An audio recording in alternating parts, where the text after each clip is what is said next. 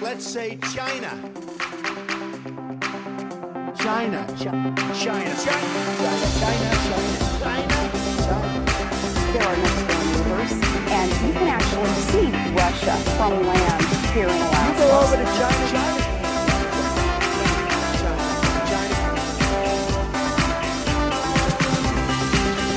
I did not have sexual relations with that woman.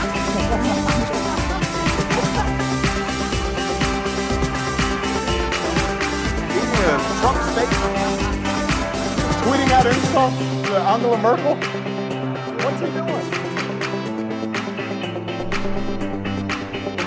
Ladies and gentlemen, please welcome your host. Yes. Hello and welcome. I am James Andrews, and you are listening to So This Happened, maybe the only news you will need today. It's Thursday, the 15th of June, 2017, and shit is still pretty heavy out there. So we're going to start today off with a little bit of fun. The Australian Prime Minister Malcolm Turnbull, in a video that came out, is seen mocking Donald Trump, and it's pretty funny. So here is the Australian Prime Minister. That Donald and I, we are winning and winning in the polls. We are winning so much. We are winning like we have never won before. We are winning in the polls. We are. Not the fake polls. Not the fake polls. They're the ones we're not winning in. We're winning in the real polls. You know, the online polls. They are so easy to win. Did you know that? I know that. Did you know that? I kind of know that. I know that. They are so easy to win. I have this Russian guy. Oh yes, very, very funny. I'm sure if Donald sees that, it's going to really get under his skin. So hopefully they'll pop up in his inbox at some point. And now on to the big story of the day, and that is obstruction of justice. And you may have heard, but apparently President Donald Trump is under federal investigation as part of Special Counsel Robert Mueller's probe. Sort of the center of this storm is the accusation that the president may have engaged in obstruction of justice, which is a federal offense that involves intentionally trying to derail an investigation. Now, the situation is obviously further complicated by the unique fact that the position is held by the president, whose actions, this is according to one legal theory, can only be prosecuted in office by Congress with impeachment. Now, you'll remember that Robert Mueller was appointed as special counsel by Deputy Attorney General Rod Rosenstein. Rosenstein had to do that because Jeff Sessions had accused himself of anything to do with the Russian investigation. Now, Mueller is, or should I say was, a very widely respected figure in both parties.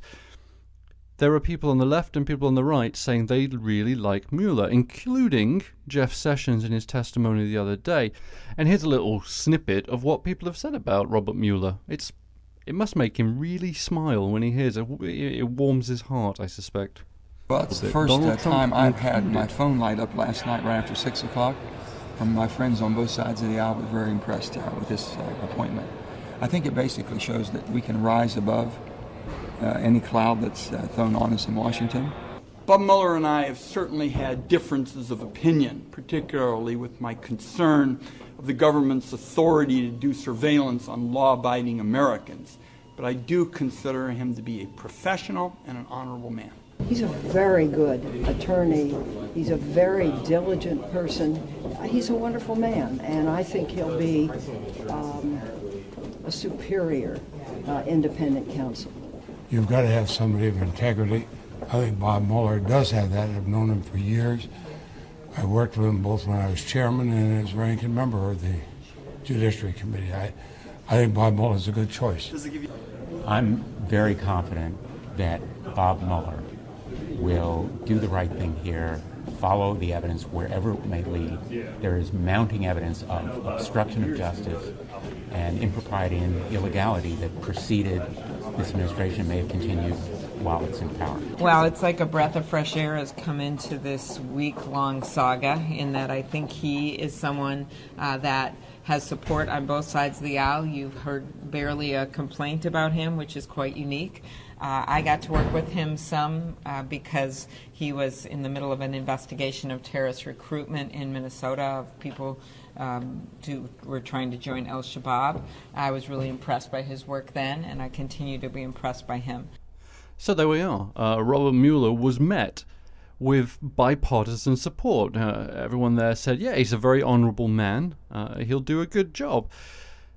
Well, now he has said, well, Donald Trump is under investigation for obstruction of justice.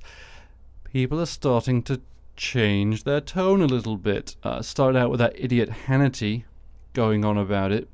And I was going to play it, but I just can't stand to hear him talk, so I'm not going to. Then Newt Gingrich, another winner, came out saying, it could never be independent. He's a Democrat in disguise. He has to go. And then the president is now going after Mueller. He's not fired him, and firing him now would be very, very tricky, since he's announced that, well, the Washington Post has announced that Mueller is investigating Donald Trump.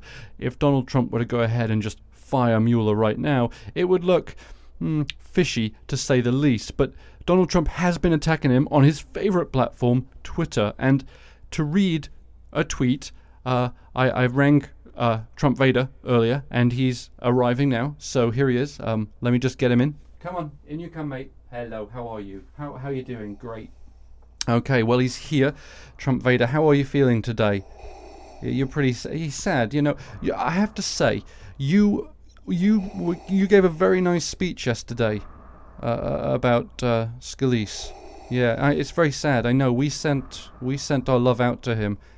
And actually on that, it looks like Scalise actually is in a little more trouble than was initially reported.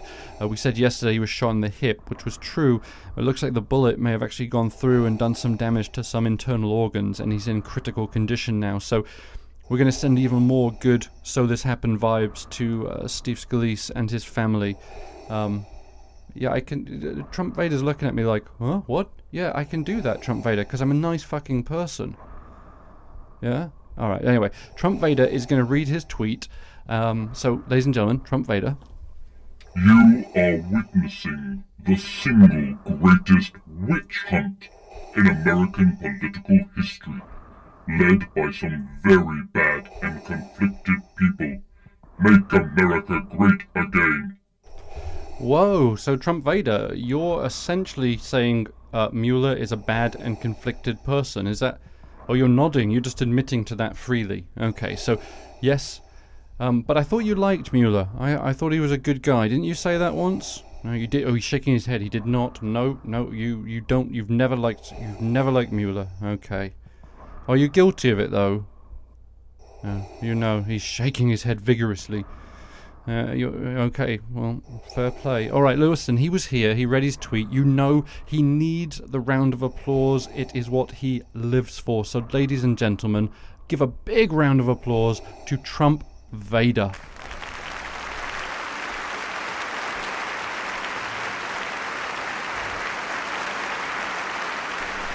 Well, okay, you don't... I mean, that's fucking ridiculous. That's a massive round of applause. You can stop now. Goodbye, Trump Vader. See you later. Alright, bye. And so there we have it. A lot of people all of a sudden changing their tune on Robert Mueller. 2 weeks ago, he was a very honourable man. Today, he's a fucking swine. An evil man. A monster. One of Trump's children may even say, not even human. But anyway, we'll see what happens with that. It'll be... fun to watch, I suppose, no doubt. Anyway, I want to move back now to yesterday's shooting of Steve Scalise in Virginia. Yesterday, we talked about how awful it was, how terrible it was, and how great it was that it was actually bringing everybody together in this sort of sense of sense of tragedy, but everybody was working together and it was lovely. Well, that shit has ended.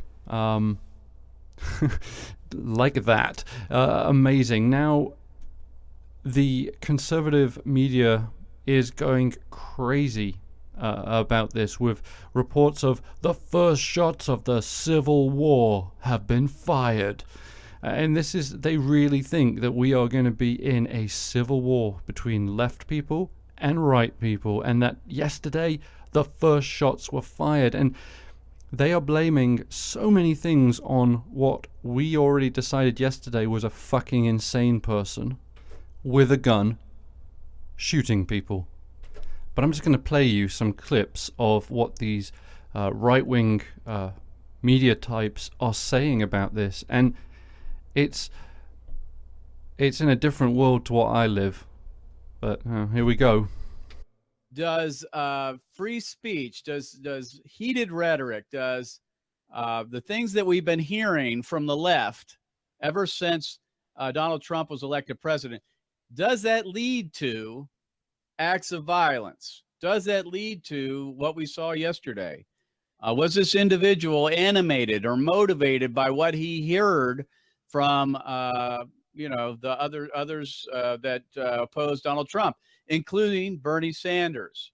That's what we want to talk about. We also want to talk about the implications on conservative pro-life speech ongoing. What does that mean for us? Can we expect this to become some normal thing? Is this the new normal for us, that we might be facing these types of acts of violence and even assassination attempts? So that's what we're going to be talking about today on the Mark Harrington Show. And then Newt Gingrich decided to weigh in on the issue as well. But it's part of a pattern. As you saw the one sign this guy was holding, you've had an increasing intensity of hostility on the left. Look, I talk to college students regularly who say to me, if they openly are for Trump, they get threatened. I've had college students tell me they're threatened with getting beaten up. Some of them get death threats. The intensity on the left is very real, whether it is somebody holding up a so-called comedian holding up, the president's head in blood, or it's right here in New York City, a play that shows the president being assassinated, or it's Democratic leading national politicians who are so angry they have to use vulgarity because they can't find any common language to talk about. This intensity has been building, I think, since election night. And Melissa And there it is. So now we've got these people on the right, Republicans, saying this is all the Democrats' fault. They are the ones who caused people to go out and shoot congressmen. No, they're not. It's just fucking insane people, like we discussed yesterday. And then I'm going to play one more clip from a chap because it's it's funny, but it's not funny. Do you know what I mean? It's sort of, you laugh at it and then you go, oh, Jesus Christ, he's actually a real person, not a paid actor. Ooh, anyway, here he is.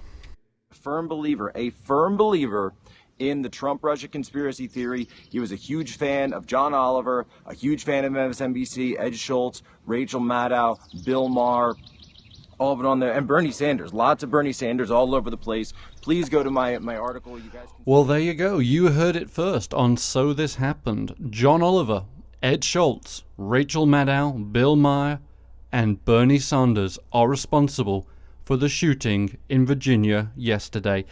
And that's a perfect note to end this on. People, let's keep our fucking heads, okay? Let's just keep our heads. We're not in a civil war.